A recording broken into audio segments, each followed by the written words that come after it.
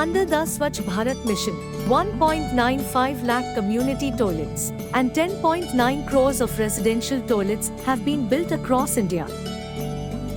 Yet in some places like Sarguja in Chhattisgarh, people don't use them. Why? Because they don't know how to clean them. MUBS, a women-led cooperative movement, took upon themselves the challenge of making defunct toilets usable.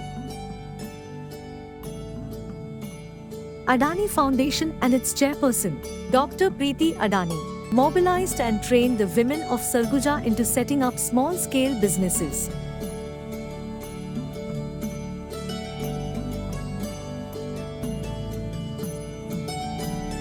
With the support provided by the Adani Foundation, MUBS established a phenol production unit to supply phenol to the locals at a very low cost.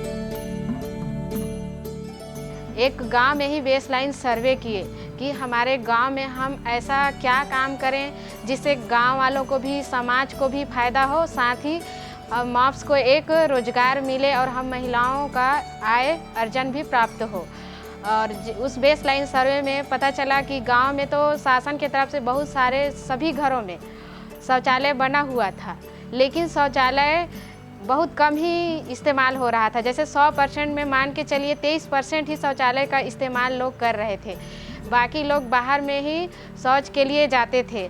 और सर्वे के दौरान हम लोग को पता चला कि गांव में भी बहुत सारी बीमारी जैसे उल्टी दस्त हो गया, ये सब निकल के आ रहा है।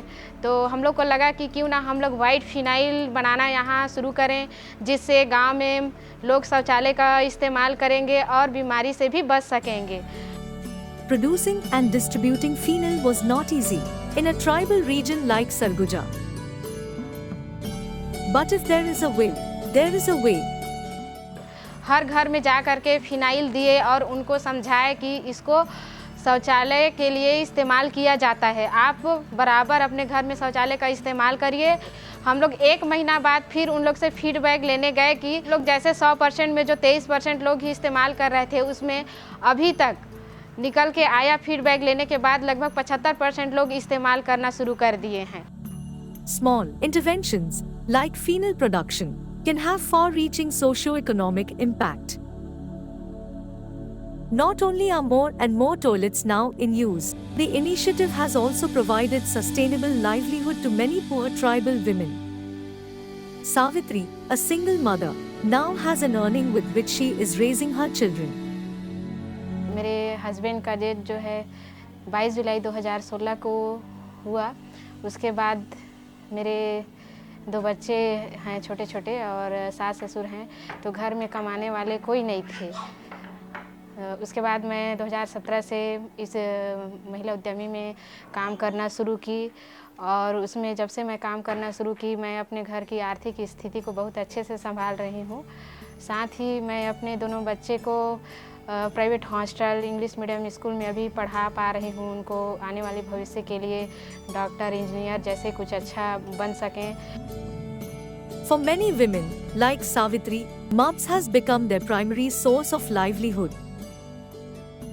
और हम लोग चाहते हैं कि हमारे गांव में भी और हमारे गांव के आसपास के गांव में भी लोग 100% शौचालय का इस्तेमाल करें और साथ ही हमारे फिनाइल इस्तेमाल करें।